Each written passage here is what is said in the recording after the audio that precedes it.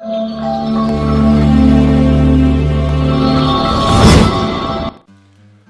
Friends, मैं doctor Adnan रफ़ीक हूँ CLDD hospital Jammu से। आज हम डिस्कस करने वाले हैं एक बहुत ही इम्पॉर्टेंट टॉपिक PPI, जिसको हम प्रोटॉन पंप इनहिबिटर्स भी बोलते हैं, जो कॉमनली यूज्ड हो रहे हैं मैदे की बीमारी के लिए। जैसे कॉमन PPIs हैं जैसे ओमिप्राजोल, पेंटाप्राजोल, रेबिप्राजोल, एसोमिप्राजोल। ये बहुत कॉमनली यूज़ हो रहे हैं और इन्होंने रेवोल्यूशनाइज किया है ट्रीटमेंट जो मैदे का, जो जैसे गैस्ट्रोइसोफेजियल रिफ्लक्स डिजीज़ हो, मैदे की बीमारियां हों, उनमें बहुत ही बढ़िया रोल है इन दवाइयों का। तो ये जो ओमिप्राजोल है ये 1989 में लॉन्च हुआ है। आप समझ सकते हैं ऑलमोस्ट 35 साल हो गए इन दवाइयों को। तो ये दवाइयाँ जो हैं बहुत ही बढ़िया हैं, साइड इफ़ेक्ट प्रोफाइल बहुत ही अच्छा है इनका। 95% ऑफ जो एडल्ट हैं ना, वो ये PPI यूज़ कर रहे हैं, वो जो कि बहुत ही ज़्यादा कॉमन है। मतलब 1/4 पॉपुलेशन वर्ल्ड की ये PPI यूज़ कर रही है। और जो रिसर्च देखती है, रिसर्च बता रही है कि 63% जो PPI यूज़र्स हैं वो उनकी एज 65 साल से कम है, और 37% तक जो पॉपुलेशन है वो 65 साल से ज़्यादा है। ज़्यादातर जो ये PPI है ये ज़्यादातर फीमेल्स में कॉमनली यूज़ होता है। ज़्यादातर मोर देन 55% ऑफ पेशेंट्स जो होते हैं वो औरतें होती हैं, और ज़्यादातर मरीज़ जो होते हैं वाइट इथनिसिटी के होते हैं। तो और इसकी जो ड्यूरेशन है PPI की, ये कितनी देर तक लोग यूज़ कर रहे हैं। PPI की जो ड्यूरेशन है 25% तक जो मरीज़ हैं वो 1 साल से ज़्यादा यूज़ करते हैं। और ये रिसर्च बताती है कि ऑलमोस्ट 30% जो लोग हैं वो मोर देन 3 साल तक भी यूज़, कुछ लोग तो इवन 30 साल से भी यूज़ कर रहे हैं PPI, कुछ रिपोर्ट्स आई हैं। तो कॉमनली यूज जो सबसे कॉमनली यूज जो PPI है, मतलब प्रोटॉन पंप इनहिबिटर है, उसको हम ओमिप्राजोल बोलते हैं, जो कि कॉमनली यूज हो रहा है। उसके बाद में एसओमिप्राजोल है। और ये देखा गया है कि ये जो PPI है इनअप्रोप्रिएट प्रिस्क्रिप्शन भी इसमें हम देखते हैं कि 50% तक जो प्रिस्क्रिप्शन जो हैं उसमें ये मतलब नहीं देना चाहिए था या कम डोज में देना चाहिए था, तो इसको पेशेंट को दिया गया। तो अब इसके जो साइड इफ़ेक्ट्स, ये क्यों, ये अभी जो रिसेंट जो अलार्म जो हुआ है, काफ़ी सारी हाई प्रोफाइल जो न्यूज़ वर्दी पब्लिकेशंस हैं उन्होंने ये बताया कि नहीं जी ये PPI जो है काफ़ी सारी किस्म की बीमारियां करती हैं। हालांकि जैसे मैंने बताया ये PPI ने रेवोल्यूशनाइज किया है मैनेजमेंट जो है गैस्ट्रोइसोफेजियल रिफ्लक्स डिजीज़ का, और इसके एनॉर्मस काफ़ी सारे बेनिफिट्स हैं। आप देखिए मरीज़ जिनको कि ऊपर वाले जो मैदे का जो ऊपर वाला पोर्शन या फूड पाइप या मैदे में अल्सरेशन हो या ब्लीडिंग हो, या कुछ मरीज़ जो हैं खून की पतला करने वाली दवाई या पेन किलर्स ले रहे होते हैं, तो उनमें तो इनने बहुत ही बढ़िया रेस्पॉन्स दिखाया है। हालांकि कभी कभी जो ये PPI है ये हम हाई डोज में दे देते हैं या ज़रूरत से ज़्यादा दे देते हैं, तो वो उसमें हमें रोकथाम होनी चाहिए। वैसा नहीं होना चाहिए। अगर हम वैसा ना करें तो PPI का जो है कोई भी, it has got unparalleled benefits, इसके बेनिफिट बहुत ही ज़्यादा हैं। तो अब जो है कि कॉमन साइड इफ़ेक्ट्स क्या क्या बताए जाते हैं इसमें जो PPI की वजह से।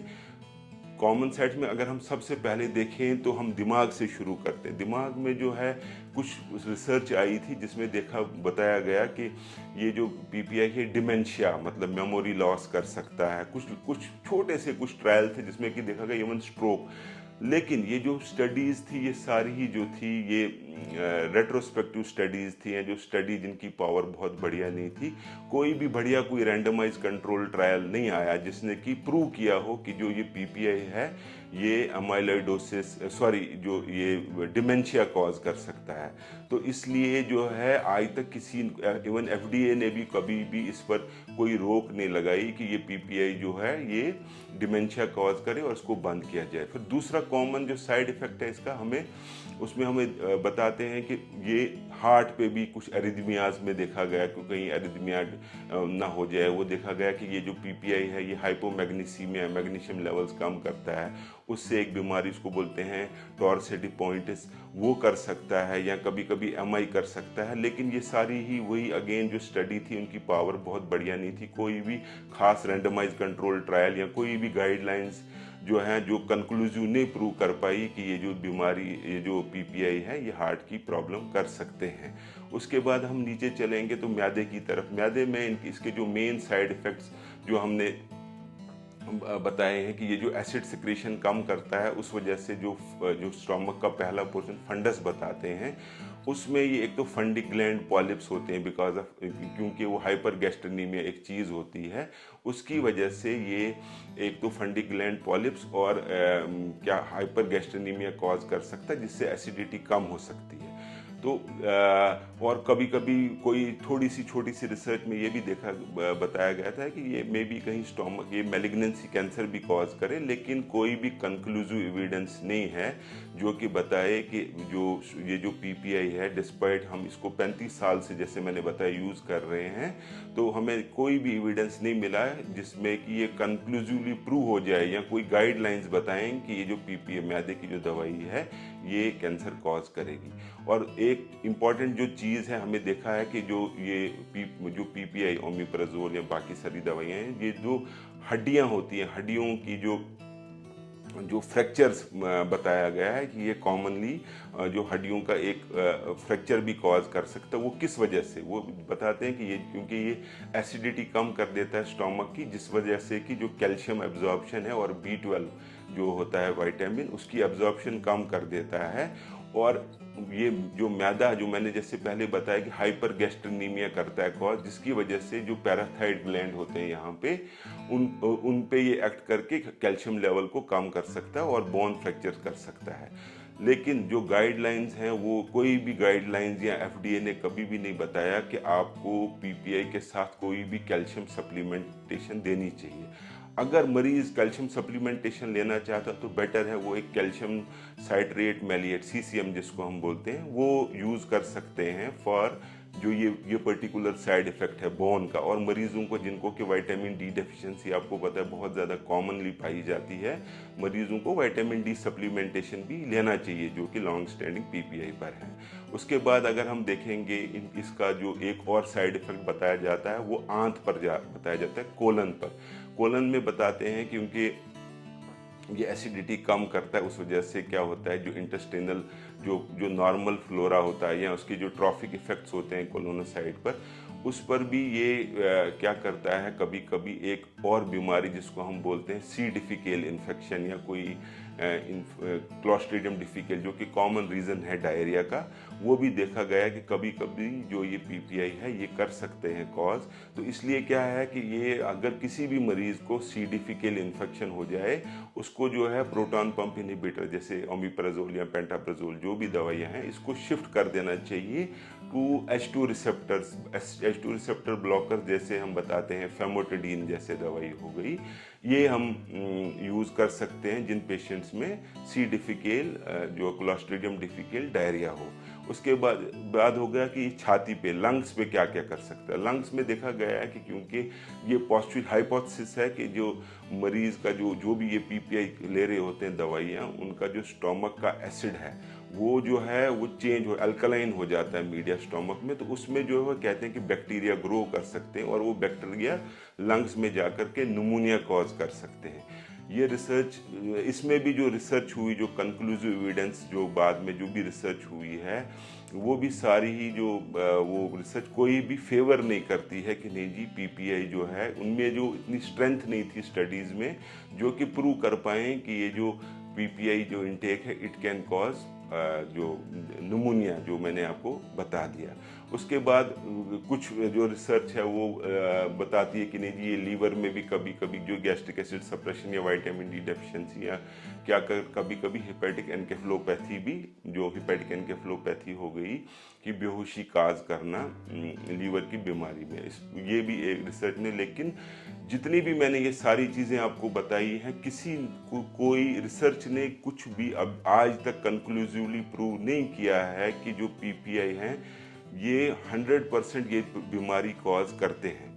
जितनी भी रिसर्च आई है वो छोटे छोटे पेपर्स थे, उन्होंने पूरा प्रॉपरली हमें इसमें पूरा 100% ये प्रूव नहीं करके बताया है। तो इसमें हम एक जो है हिल्स क्राइटेरिया जो है एक वो हम अप्लाई करते हैं जो ये पीपीआई के साइड इफ़ेक्ट हैं।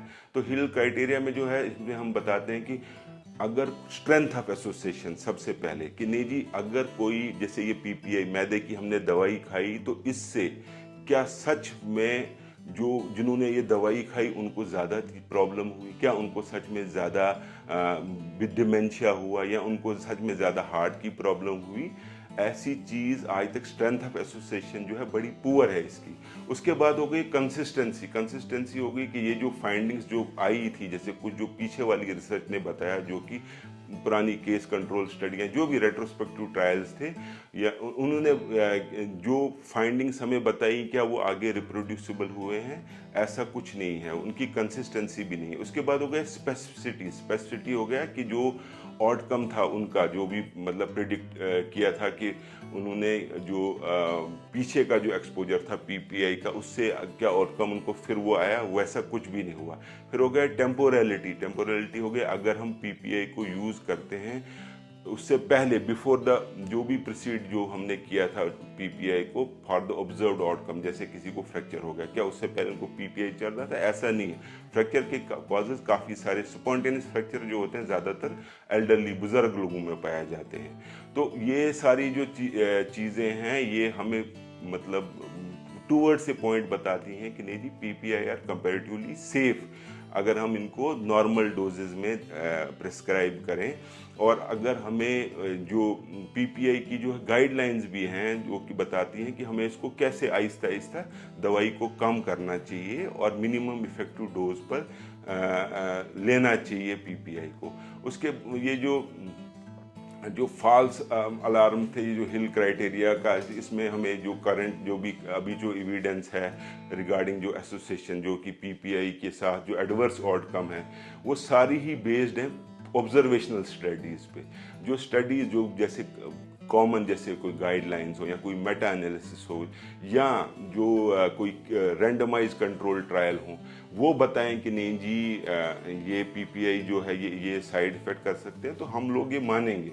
लेकिन ये ज़्यादातर ये ओवर जीलस कंक्लूजन जो थे, ये वीक मतलब बहुत ही कम एसोसिएशन थी बिटवीन जो दवाइयाँ हम खाई हुई थी और इसके साइड इफ़ेक्ट्स के साथ। तो इसलिए जो है हमें ये देखना चाहिए कि ये जो पीपीआई हैं, इनको हमें, हालांकि जो ये रिसर्च है इसने हमें थोड़ा सा मजबूर किया है सोचने के लिए कि नहीं सच में क्या ये पीपीआई ये दिक्कतें कर सकती हैं। और हमने क्या किया है, इसीलिए हम लोगों ने इसको जो पीपीआई को हम इसको डीप्रिस्क्राइब करते हैं, मतलब इसकी दवाई जो है आहिस्ता आहिस्ता, जैसे मैंने बताया, डोज को कम करते हैं सो दैट इसके जो साइड इफ़ेक्ट्स हैं अगर हैं भी, उनको आहिस्ता आहिस्ता कम किया जाए। तो मैं सब लोगों से ये दरख्वास्त करूंगा, जब भी ये पीपीआई ले लें, जो भी ये ओमिप्राजोल, पेंटाप्राजोल या जो भी ये दवाइयाँ हैं ये ले लें, ये डॉक्टर की प्रिस्क्रिप्शन पर ही ले लें। हालांकि जो लो डोज में दवाई है इवन आउटसाइड इंडिया भी it is available over the counter बोलते हैं उसको। तो ये शो करता है कि ये बहुत ही सेफ दवाइयाँ, और 35 साल से दवाइयाँ ये यूज़ हो रही हैं। हार्डली हम कोई मेजर साइड इफ़ेक्ट्स देखते हैं इन दवाइयों का। तो ये दवाई नहीं, पीपीआई कोई भी जो दवाई ली जाए उसको आप जो है प्रॉपरली डॉक्टर की प्रिस्क्रिप्शन से ही ले लें, और कोशिश करें कि वो ज़्यादा टाइम दवाई ना लें। और दवाई अगर लेनी है उसका साइड इफ़ेक्ट प्रोफाइल जो है वो हमें हमेशा ध्यान में रखना चाहिए। आप लोगों का बहुत बहुत शुक्रिया कि आपने ये मेरा जो टॉक है ये सुना है। हम इस आपको और अवेयर करेंगे दवाइयों के साइड इफ़ेक्ट्स के बारे में, चाहे वो हमारे स्टोमक की दवाई हो या और भी कोई भी दवाइयाँ जो हैं वो रिलेटेड हो हमारे जीआई ट्रैक्ट के साथ। बहुत बहुत शुक्रिया, थैंक यू वेरी मच।